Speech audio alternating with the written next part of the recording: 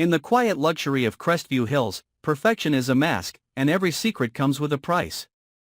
Tonight, we uncover one of the darkest turns yet in Beyond the Gates, a story of betrayal, obsession, and tragedy that no one saw coming. Chelsea and Tomas' confrontation explodes into chaos, shattering what little peace the Dupree family had left. Leslie's search for truth spirals into dangerous obsession. Ted's harsh advice pushes Smitty to the edge. And while Kat clings to her mother for strength, Anita and Vernon receive a gift that may destroy them all. What began as whispers behind elegant walls is about to erupt into devastation, revealing the past these characters have fought so hard to bury. This is not just another chapter of Beyond the Gates. This is the beginning of their end. Stay with me, because by the time the night is over, no one inside Crestview Hills will ever be the same again.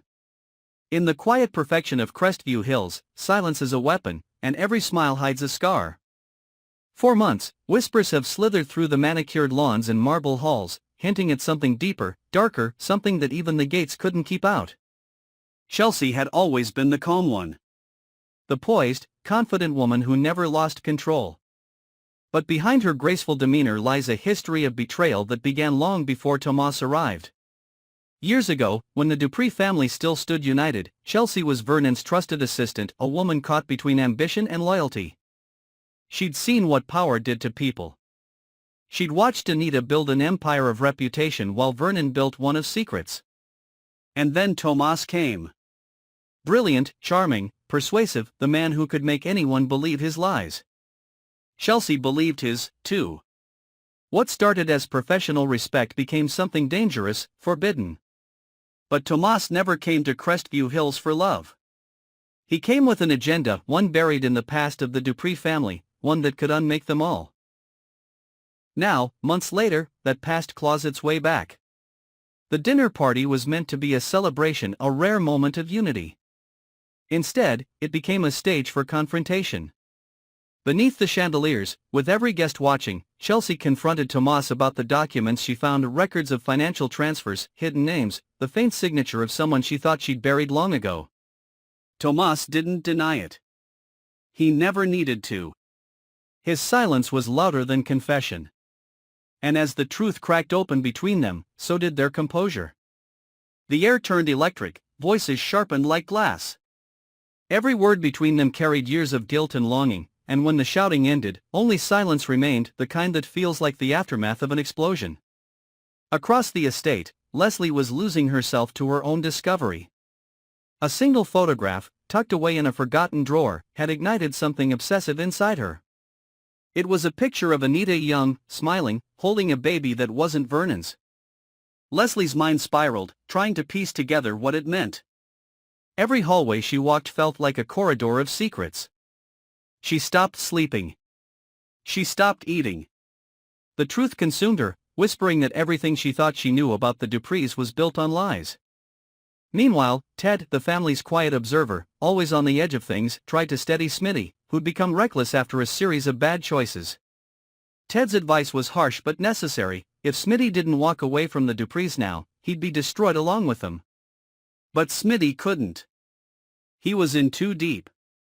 There were debts, promises, and something unspoken between him and Kat that held him hostage. And Kat, she had no strength left. Once the radiant daughter who could make a room glow, she now drifted through her days like a shadow. Her mother's words were her only anchor, but even Anita's comfort felt hollow.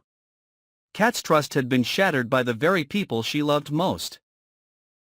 And as she leaned on her mother, she didn't realize that Anita was breaking, too. Because earlier that morning, Anita and Vernon had received a gift. No note, no return address, just a plain white box. Inside was something that froze them both, a silver locket belonging to Vernon's late sister, buried years ago. And beneath it, a single Polaroid. The image showed their mansion from above and two figures standing at the gates.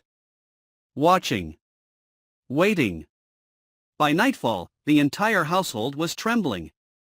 Every phone call felt like a threat, every shadow a warning. Chelsea locked herself in her study, rereading the documents until the words blurred. Leslie paced her apartment, whispering names under her breath. Ted sat in his car outside the estate, cigarette trembling in his hand. And inside the mansion, Anita and Vernon sat side by side, the locket between them, both too afraid to speak. The storm was coming, and none of them knew that it had already begun. Morning breaks over Crestview Hills, but the sunlight brings no peace. The night silence has turned to whispers, the kind that travel faster than truth. Every corner of the Dupree estate feels haunted, as if the walls themselves remember what the family wants to forget. Chelsea hasn't slept. Her confrontation with Tomas still burns behind her eyes. She tells herself she wants justice, but deep down she knows it's vengeance. Every secret she's uncovered points back to Tomas and to herself. The files prove what she feared most. Years ago, she helped Vernon conceal the disappearance of a woman named Ilara. And now, Tomas knows. That's why he came. That's why he stayed. He's not after power. He's after retribution. By noon, Chelsea drives to the old Dupree greenhouse, a place that once grew flowers for Anita's charity events. Now it's abandoned, overtaken by weeds and silence. Tomas is already there, waiting among the shattered glass. Their eyes meet, but there's no warmth left between them. The conversation that follows is quiet, almost gentle, until it isn't. When Tomas reveals that he's sent copies of the evidence to the press, something inside Chelsea snaps. For the first time in her life, she feels the full weight of everything she's done and everything she's lost trying to hide it. When she leaves the greenhouse, her hands are shaking. Behind her, Tomas remains motionless, his reflection fractured in the broken panes. The rumor spreads before the day ends: Tomas Hawthorne has vanished. Across town, Leslie's obsession becomes revelation. She finally confirms the truth behind the photograph. Anita's secret child, hidden from the world decades ago, was Tomas himself. The son she abandoned to protect her marriage. The man now missing after confronting her closest confidant. Leslie's discovery turns into a weapon, one she believes will destroy Anita's empire. She writes every detail down, ready to expose the family for what they are, but by the time she arrives at the estate, it's too late. The gates are locked. The lights inside flicker like dying candles. Inside, chaos has replaced order. Vernon has disappeared into his study, the unopened box still on his desk. Kat finds him hours later, pale and trembling, clutching a letter written in his late sister's hand. The letter speaks of debts, betrayal, and a promise Vernon failed to keep, the kind of promise that could ruin a family's name forever. As Kat reads, she realizes the truth: every tragedy that followed, her mother's secrets, Tomas's anger, Chelsea's guilt, all of it began with her father's lies. Ted returns that night, drawn by instinct or fear. He finds Smitty drunk and broken, standing by the reflecting pool. The younger man confesses in fragments about debts to Tomas, about messages exchanged with someone claiming to know the Dupree secrets. Ted tries to reason with him, but Smitty isn't listening. The reflection of the water ripples once, and then he's gone. Swallowed by the darkness that mirrors the family's downfall. By now, Leslie has forced her way through the gates. She calls out for Anita, but no one answers. The mansion feels empty, like a monument to grief. In the grand foyer, she finds Anita standing alone, the silver locket open in her palm. The photograph is gone. Anita's face is blank, her voice distant. She speaks of choices, of sacrifices, of what it costs to build a perfect life. Leslie wants to scream, to accuse, to demand the truth, but before she can, Vernon appears on the stairs, his expression hollow. He tells her the family is finished. Everything they built was built on a grave. Thunder rolls in from the horizon. The storm that's been threatening all week finally breaks. Lightning flashes through the glass ceiling, illuminating the chaos: the open letters, the broken photo frames, the spilled wine that looks too much like blood. Chelsea returns just in time to see the final act unfold.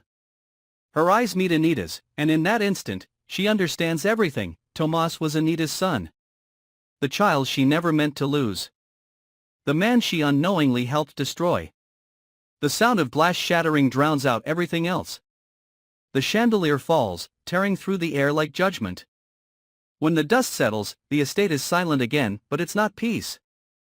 It's aftermath. Days later, investigators arrive. The Dupree mansion is empty. Vernon and Anita are missing.